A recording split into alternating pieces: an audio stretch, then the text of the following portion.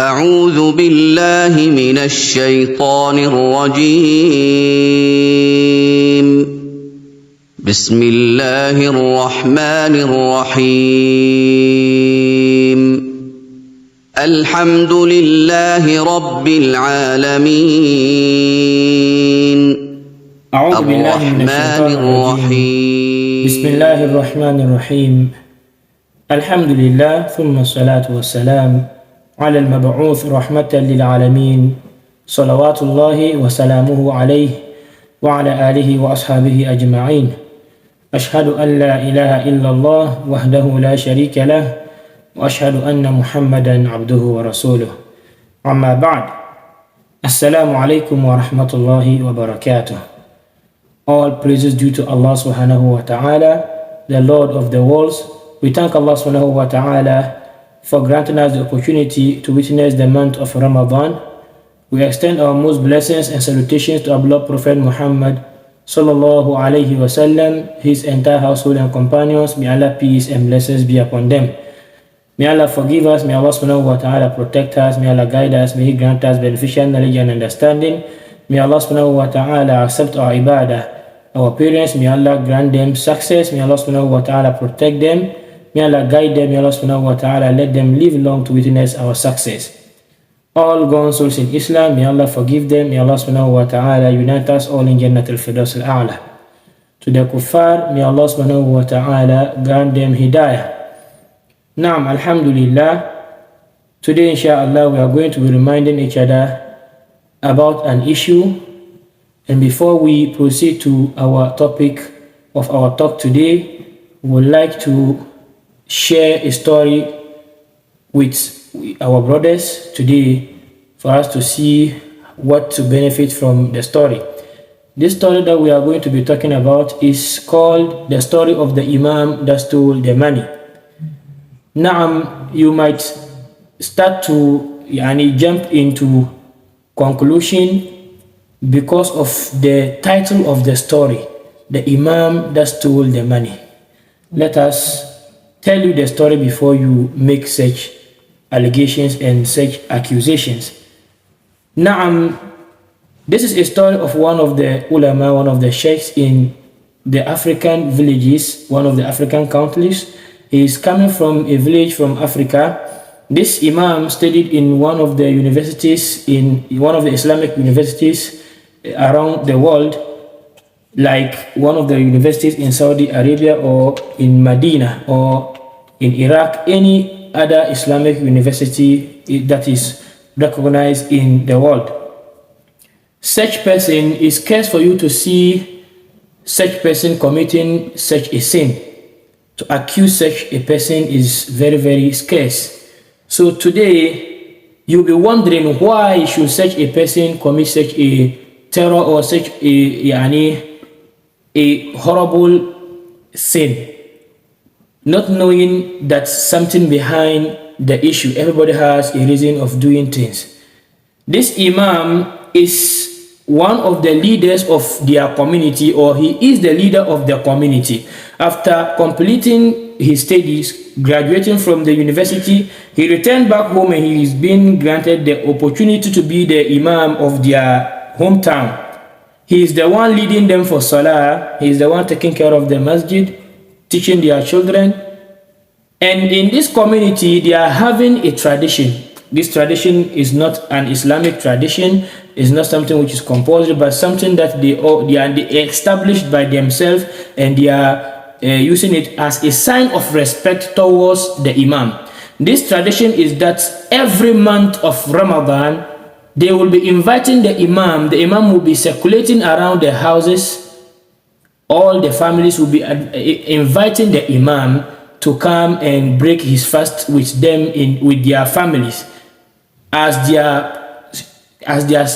purpose of showing their appreciation towards what he's doing for them in the community. This Imam started circulating until he reached to one young couple. That was where the incident occurred. This young couple invited the Imam. It was their turn to invite the Imam. The Imam came to the house. They were seated. at the moment, all of them, the young couple, the wife went to the kitchen, the husband followed to bring the food for them to break their fast. It was left with only the Imam in the room. When they finished the iftar, the Imam left the room and they came in and they realized that the money too disappeared. The wife said to the husband, the money was here and the Imam was here. He left and the money disappeared. I'm not accusing the Imam, but he is the only person who visited today and the money was just here, and when he came it was there, when he left it disappeared. So what should we do? The man said, maybe we should ask. The lady said, if we ask him, we'll put him in an awkward position and it will jeopardize our relationship, or it might cause some intense between us. The husband said, I can also not ask him because of one or two reasons. And the lady said, mashallah, the woman is pious, well, morally upbringing. She is very, very respectful. May Allah subhanahu wa ta'ala grant us such ladies. This woman advised the husband that the man is the man of God. He is the Imam of the community, well recognized, well respected. He wouldn't have taken the money, or he wouldn't have taken the money if he didn't need the money. Meaning, he took the money for a purpose. And the man said, if you needed the money, you should have asked, we would have given the money us in that kind of way. But one of so reasons, they still hold it. The man couldn't ask the Imam. And due to that incident, the man feels shy to interact with the Imam. How they relate, how they talk, how they greet change. Their relationship has changed. So the man, whenever they go to the masjid, the man will just do salam alaikum and leave, because he can't stand the Imam knowing what the Imam has done. So right now, he couldn't ask the Imam until the next Ramadan. The next Ramadan came, it started, the tradition started, it circulated until it reached this family. Here is the case, they will invite the Imam and they will have to ask the Imam. They will invite the Imam and they will have to ask the Imam, or it will be awkward because them knowing what he did and him himself knowing what he did. So the man said, okay, maybe we shouldn't invite the Imam. The lady said, they will suspect or so and so, we should just invite the Imam. And please, when the Imam comes, don't ask him. When the Imam came for iftar, mashallah, they were just there. Before or after the iftar, the man asked the Imam, did you witness something between us the past year since the last Ramadan? He said, yes. It's like we are disconnected. It's like something is preventing us to connect. The way we used to connect, we don't connect anymore. Why? What is the reason? I was trying to find time to come and ask you, but I was busy. He said, yes. Last year Ramadan, when you visited, immediately you left the room, you left our home, there was money lying here, and he pointed where the money was. The money disappeared. None of us knew where the money went, and we are sure that you were the only person who visited and the money disappeared when you left. The Imam was shocked, looking at the man, and the man asked the Imam, whilst the wife was at the corner, hiding in the other room, listening. This is a moral lesson. Why didn't the wife come, sit with them? Because the madam is not a mahram. He is a non-mahram, so it is prohibited. Our ladies, listen. She was hiding, listening, because she cannot come out. So the man asked, did you take the money? The Imam didn't hesitate. He said, yes, I took the money. I took the money. When he said, I took the money, he started crying. Tears started to flow from his eyes. So the man said, why are you crying? He said, I am not crying because I took the money. This is what happened. The day that I came, you all left, leaving me in the room. You all left, leaving me in the room alone. And the window was open. The money was here. Yeah, I saw the money. But wind started to blow in. Wind started to blow in to take away the money. The money started to disperse. They had to scatter around. I didn't know what to do, so I quickly gathered the money. And this Quran, there was a Quran here. They said yes, it is the only Quran they have in the house. They said yes, this Quran, I opened the Quran, I make sure I place the money in specific pages, hoping that if you open the Quran, you will find the money there. They went inside and not knowing, they changed the location of the Quran. So they went and brought the Quran. They opened the Quran and the money was there. The Imam said, I'm not crying because I took the money. I'm crying because since last year, none of you opened the Quran. Last year, since last Ramadan, none of you opened the Quran. And none of you are Hufaz.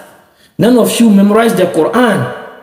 Meaning, this is the only Quran in the family. Meaning, you didn't recite Quran since the last year Ramadan. Brothers and sisters in Iman, what did we learn from this story? Quran, recitation of the Quran. Ask yourself, my brother, today is the first day of Ramadan. Today is the first day of Ramadan. Maybe it's today that you, since the last Ramadan, is today that you heard the recitation of the Quran. Not to talk of you sitting down to recite the Quran.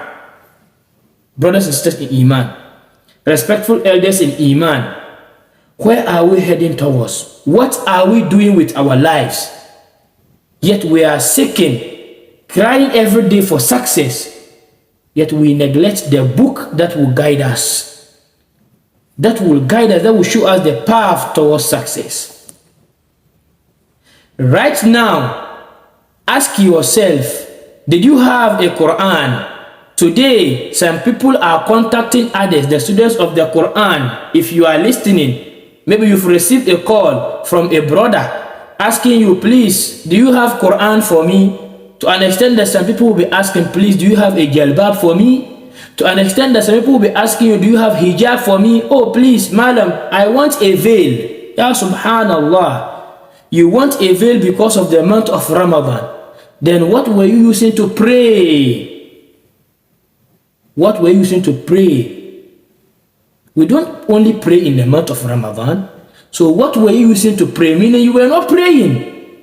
What were you using to recite the Quran? Meaning you were not reciting the Quran.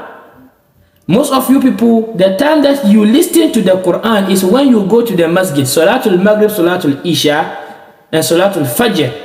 That is when you hear the recitation of the Quran because of the Imam is reciting out loud. May Allah subhanahu wa ta'ala protect our Imams. May Allah subhanahu wa ta'ala grant them much more knowledge and wisdom. Brothers and sisters in Iman, when you go to the Quran, Surah Al-Baqarah, the verse that said Shahr Ramadan, the verse that spoke about Shahr Ramadan, how the fasting is done. When you are sick, you shouldn't fast. When you are traveling, don't fast and make up for them later. That particular verse, immediately after that verse, what did Allah subhanahu wa ta'ala said? Allah subhanahu wa ta'ala said in Surah Al-Baqarah, Quran chapter 2, verse 186, he said that, وَإِذَا سَأَلَكَ عِبَادِي عَنِّي فَإِنِّي قَرِيبٌ. He said to the blood Prophet ﷺ, when my servant ask you, O Muhammad, concerning me, فَإِنِّي قَرِيبٌ, indeed I am near. What? أُجِيبُ دَعْوَةَ الدَّاعِ إِذَا دَعَانِ, responding, or I respond to the supplication, invocation of what? Of the supplicant when he calls upon me. Then what did Allah subhanahu wa ta'ala say? فَلْيَسْتَجِيبُوا لِي وَلْيُؤْمِنُوا بِي لَعَلَّهُمْ يَرْشُدُونَ. He said, so let them, bimana, tell them to respond to me, bimana, by obedience. They should obey me. How then you obey Allah subhanahu wa ta'ala without reciting the Quran, without listening to the Quran, without listening to the words of your Creator, without connecting with your Lord? How do you obey? How do you know the do's and don'ts, brother and sister? How? Allah subhanahu wa ta'ala said, وَلْيُؤْمِنُوا بِي. After they obey me, they should believe in me. لَعَلَّهُمْ يَرْشُدُونَ. That they may what? That they may be rightly guided. Guided towards what? Guided towards success. Guided towards success. Success in this dunya and success in the hereafter. Brothers and sisters in Iman, you neglect the words of Allah subhanahu wa ta'ala, you are finding it difficult to succeed. When you enter into a position or you enter into a field, you find it difficult to progress, to proceed, to move forward. And you are blaming others, blaming people, putting the blame on people, not knowing you are the cause, not knowing you neglected the words of Allah subhanahu wa ta'ala. That is the reason why Allah subhanahu wa ta'ala too neglected you. Allah subhanahu wa ta'ala made mention in Surah Al-Taha, that is Quran chapter 20, verse 124. Allah subhanahu wa ta'ala said, وَمَنْ أَعْرَضَ عَنْ ذِكْرِي فَإِنَّ لَهُ مَعِيشَةً ضَنْكًا. Allah subhanahu wa ta'ala said, and whoever turns away from my remembrance, recitation of the Quran, listening to the words of Allah subhanahu wa ta'ala, listening to da'wah, whoever turns away from my remembrance, Allah subhanahu wa ta'ala is saying, فَإِنَّ لَهُ مَعِيشَةً ضَنْكًا. Allah subhanahu wa ta'ala said, indeed, he will have a depressed, a difficult life. It's clearly stated in the Quran. The Quran you neglected. If you turn your back on the verses of Allah subhanahu wa ta'ala, the remembrance of Allah, the recitation of the Quran, the listening of the Quran, you will find your life depressed, difficult. And Allah subhanahu wa ta'ala said, وَنَحْشُرُهُ يَوْمَ الْقِيَامَةِ أَعْمَى. Are you going to only find your life difficult and depressed? Not only that, and Allah subhanahu wa ta'ala, that he will gather, he will raise you up in the day of resurrection, a'ma, blind. You wake up in the day of resurrection blind. The next verse, verse 125, Allah subhanahu wa ta'ala said that they will say, he will say, the person they raised blind because the negligence, because of him going away, turning his back, or he turns away from the remembrance of Allah subhanahu wa ta'ala, it caused him for Allah subhanahu wa ta'ala to raise him blind, that he will see. قال رب لم حشرتني أعمى وقد كنت بصيرا. He will ask Allah subhanahu wa ta'ala, قال رب. He will say, my Lord, لم حشرتني أعمى. Why have you raised me blind? وَقَدْ كُنْتُ بَصِيرًا. While I was once seeing. Why did you raise me blind? Whilst I was once seeing. I wasn't blind. When I was about to die, I was not blind. On earth, living, I was not blind. Why am I blind today? And Allah subhanahu wa ta'ala already said, if you ask, Allah subhanahu wa ta'ala will respond. Wait for the response of Allah subhanahu wa ta'ala. Allah subhanahu wa ta'ala said in verse 126, he said, قَالَ كَذَلِكَ أَتَتْكَ آيَاتُنَا فَنَسِيتَهَا. Allah subhanahu wa ta'ala responded. He said, Allah subhanahu wa ta'ala said, the same way Allah will say back to them, the same way our verses came to you, our verses, signs came to you, and you what? And you forgot them, you turn your back, you turn away from them, you turn away from remembrance of Allah subhanahu wa ta'ala. كَذَلِكَ أَتَتْكَ آيَاتُنَا فَنَسِيتَهَا وَكَذَلِكَ الْيَوْمَ تُنْسَى. That is the reason why today you are also forgotten. You are also forgotten. Brothers and sisters in Iman, when you turn away from the remembrance of Allah subhanahu wa ta'ala, Allah subhanahu wa ta'ala, you will be forgotten. Allah subhanahu wa ta'ala will also turn away from you in the day of resurrection. Allah subhanahu wa ta'ala will turn away from you in the day of resurrection. Not in this dunya, he said in the day of resurrection. Meaning this dunya you still have a chance to move back to Allah subhanahu wa ta'ala. Turn back to Allah subhanahu wa ta'ala. That is the reason why Allah subhanahu wa ta'ala said that وَإِذَا سَأَلَكَ عِبَادِي عَنِّي فَإِنِّي قَرِيبٌ. He isn't far, he is closer. وَلَقَدْ خَلَقْنَا الْإِنسَانَ وَنَعْلَمُ مَا تُوَسْوِسُ بِهِ نَفْسُهُ وَنَحْنُ أَقْرَبُ إِلَيْهِ مِنْ حَبْلِ الْوَرِيدِ. Allah subhanahu wa ta'ala created you, and he is the one who taught you whatever you know, and Allah subhanahu wa ta'ala is closer to you than your jugular vein. He is saying here again, Inni qarib, I am near. Ujibu da'wata da'i, responding to the what? To the invocation of the supplicant if he calls upon me. فَلْيَسْتَجِيبُوا لِي, tell them to respond, obey me. وَلْيُؤْمِنُوا بِي, and what?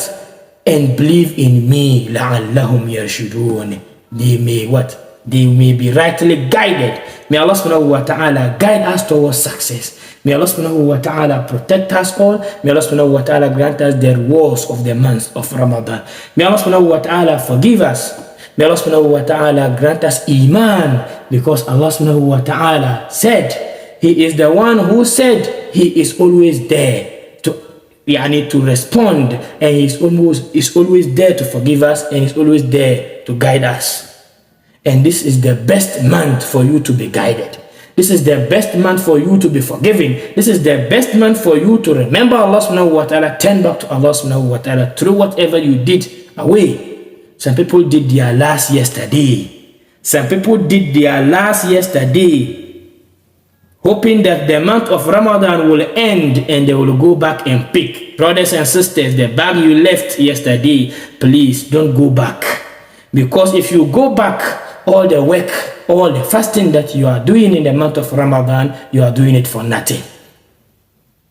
Man sama Ramadan imanan wa ihtisaba. If you fast the month of Ramadan with sincere faith, where is the sincerity? You leaving the bag outside, hoping that when you are done, you will come back and pick the bag. Where is the faith, the sincerity? Where is it?